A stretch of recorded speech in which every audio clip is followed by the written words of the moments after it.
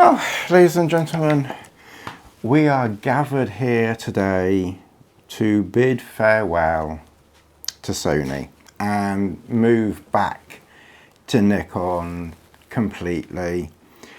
So this is my Alpha 6700. It's a beautiful camera. It actually feels really quite decent in the hand. It's actually a really nice camera to hold. The grip is really decent. It's got a front dial. It's got a back dial, the same as the Nikons, which I must admit I like to use. And you've got an autofocus on button. So it has pretty much all of the features, you know, of the Nikon cameras that I just love so much. That I've just never really warmed to the Sony system. I prefer a bigger camera, although not necessarily quite as big as the D4. But I just haven't. The menu system, I can't get my head around the menu system. Then they changed it, so the Alpha 6400 had this menu system, which I just about figured out and understood and then the A6700 came along, and then it was a different menu system. And the menu system in the Nikon, to me, is just, you know, much easier, you know, to navigate. I don't know, maybe when you've used a system for 30 odd years, using something else, you know, just doesn't, you know, it just doesn't sit comfortably. I've never been a huge fan of cropped sensor cameras. The reason why we got this is when I started doing my camping YouTube channel, I wanted a small lightweight camera. Nikon did not do a small lightweight camera. They didn't do anything that was suitable. I tried those small Sony very small cameras with a little zoomy thing, and to be fair, I never really got on with those. The steadiness was rubbish, because when I was doing my videos, I was walking and talking to camera, and it was never steady. It was pretty poor, to be honest. But then, you know, it was a few years ago, but it wasn't very good. And then I tried the NEX7, which was a nice camera. Don't get me wrong, they're nice cameras, and I can certainly understand that some people will be disappointed and upset that, you know, he's deserted Sony. When I got the NEX7, I think I got a little pancake lens with it, which was okay. I wasn't a big fan of it. And then when I got the 6400, I got this Carl Zeiss 16 to 70 millimeter lens. And again, you know, it's a nice lens. It's quite old now. I've probably had this lens 5, 6, 7, 8 years, you know, certainly a while. And it's a couple of scuffs on it from where I have taken it out and about, and it covers a good range. 16 to 70 obviously is 24 to about 105 or whatever it is when you multiply it, you know, by 1.5. So it's actually a good, you know, a good coverage. But I'm just not using it. I just haven't really warmed to it. And I think what I will do is I'm going to sell it. And I think what I will do is this weighs that it's not even that light. You know, if this was like 400 or 500 grams, you know, I'd be in the realms of thinking, I'll keep this and just use this for camping and hiking, which was my original plan. But it's 850 grams with you know, with the lens. So it's not exactly, it's not what I would call lightweight, you know, given it's already, you know, 850 is not a million miles away, you know, from a kilogram. So realistically, if I'm doing something where lightweight, you know, is absolutely essential, then I'm probably not going to take a camera anyway. I'll probably just use my phone, which I carry anyway, and my DJI Action 4. So if weight is absolutely critical, then I'm not going to be carrying 850 grams. So, and if weight isn't 100% critical, but maybe is critical, why take a camera that I'm just not really comfortable with, that I don't really get that much enjoyment out of using, and take something that's maybe a little bit heavier, but hopefully not too much heavier. So I think my options, or I think my one option is the Nikon Z5ii. Now the Z5ii is 700 grams, so that's obviously 150 grams less than this, but obviously then you don't get a lens with it. And I'm kind of looking at the Z mount 24-70 lens, and that is about 530 grams.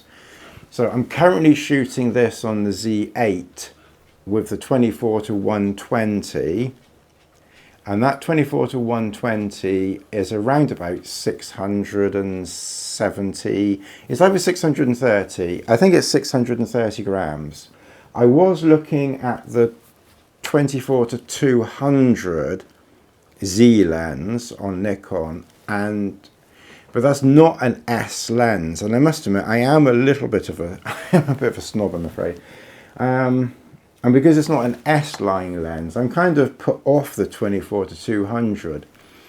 Also, what I'm thinking of the 24-200, I think it's 4.5 to 6.3.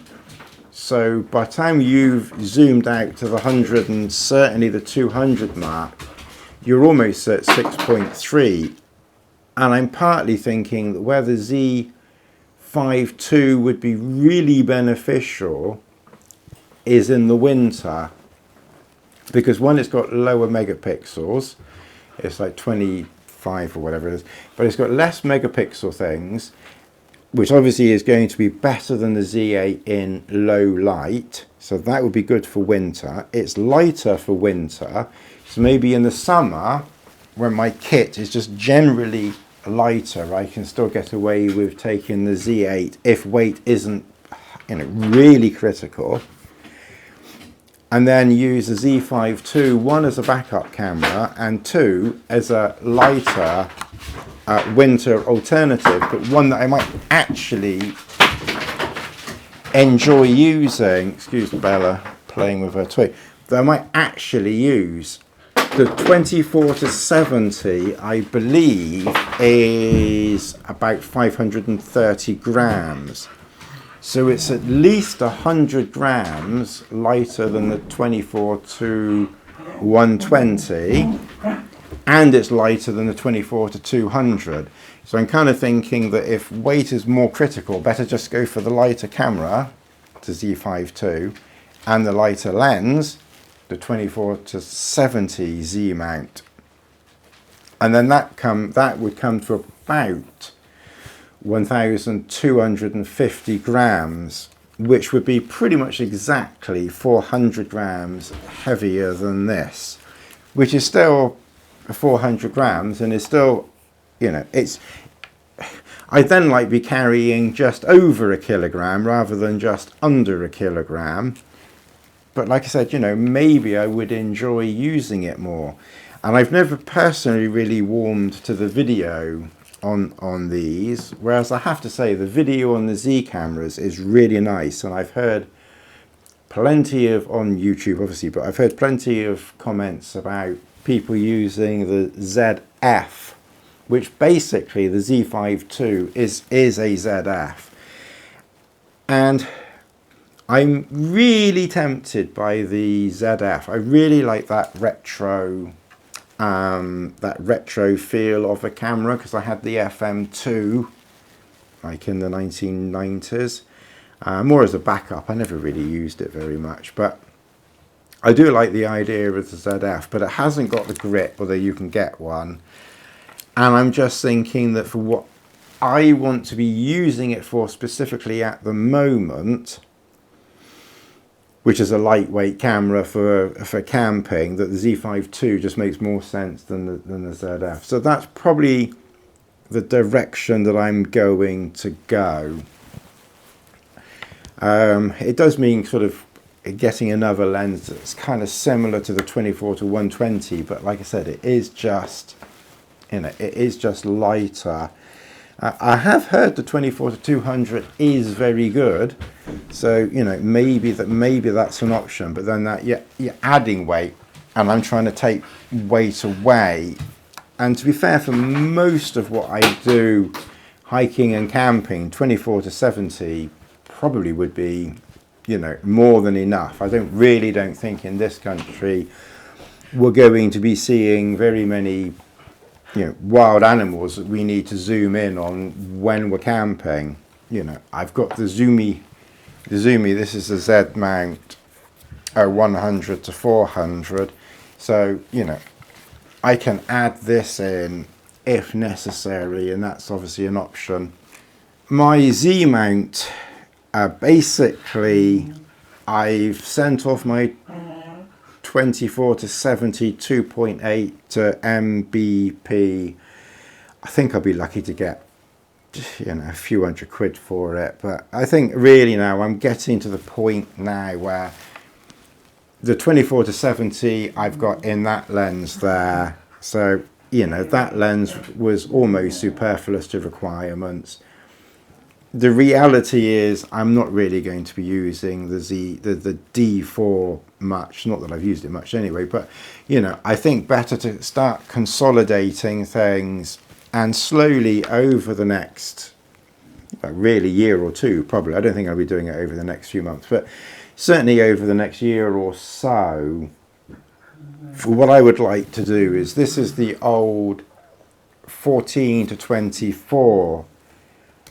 I definitely want to get the new 14-24 2.8, because that would be good for nighttime photography, and it is just a fantastic lens. So I definitely do want to upgrade that one to the Z mount. This is the original 105 macro lens.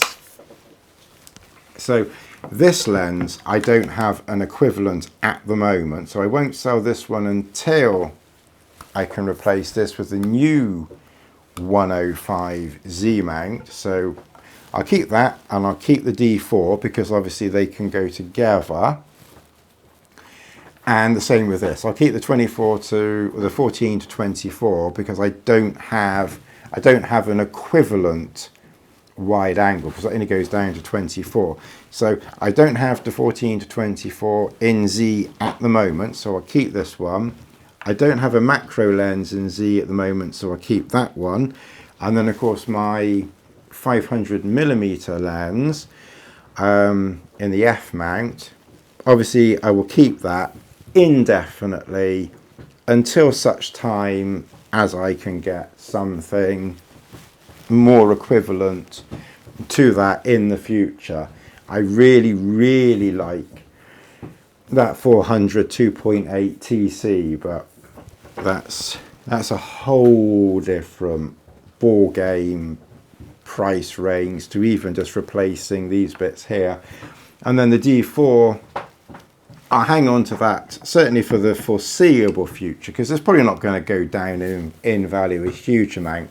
The shutter count on it is ridiculously low, you know, so I don't think I'm going to lose too much on that, and these lenses shouldn't change too much. Realistically, I could probably sell this 14-24 and really not miss it, and I could probably sell the D4 and the 105 and realistically probably not miss it. but I don't like having gaps in my, you know, in my lineup if I can avoid it. And I don't, you know, I don't need to sell though. I don't need to sell this, so we'll hang on to that. But I think the time has come to sell this Sony Alpha 6-700. I've not used it. It's probably got a shutter count of 50 or something. If I just haven't used it. I've done a bit of video on it. I just haven't used it. And I just think I'm better, rather than having two camera systems and one that I'm not really using, I think I'm better off consolidating back to where I was. And like I said, the reason why I got into Sony is because I wanted a small lightweight camera that I thought I would use when I was camping. And that just never happened. I just never did it. So I think we're going to say bye-bye to Sony. We'll hang on to these until we can, at such point as we can update them. I've sold my 85 1.4. I see that Nikon have got a Z mount 85 1.2 or 1.4. That might be a nice one day in the future. But I just want to consolidate things, you know, down a little bit. I also, even if I get the Z5ii, I'd still want to get that Z9 at one point or other, because I just like you know, for me the Z5ii would be like my camping lightweight camera. But I still want that Z9 one day. I think that Z9, I think I will get that one day. And then, but then they might get a Z9 II out by then. But I don't know, we'll have to see. You know, I can't, it's, for me, this channel is probably never going to grow. I'm looking at the numbers, it's more than tiny. No one's watching it. I do this all for me, for my enjoyment, and Simon for watching. And anyone else that joins us, you know, in the future. So, you know, I can't really justify spending masses, you know, but yeah, I do enjoy it. So we'll see what happens in the, you know, we'll see what happens in the future.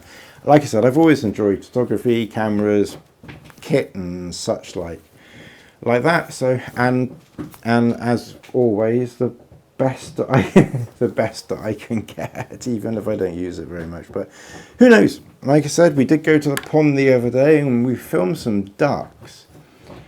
And, you know, it would be really, really nice longer term.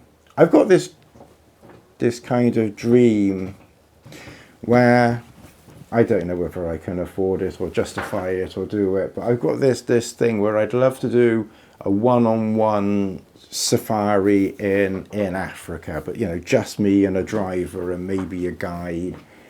I don't do groups. I'm not interested in that. I'd rather just not bother. But yeah, I'd really like to do something, you know, something like that and get some, yeah, just really just for myself. I did it with my mum and dad donkeys years ago, and it's kind of something that would be nice to, you know, to do again one day in the future. But we'll see. We're going to pass this one on, I think, and then just go back, stick with Nikon where we were all the time. So yeah, thanks very much for watching.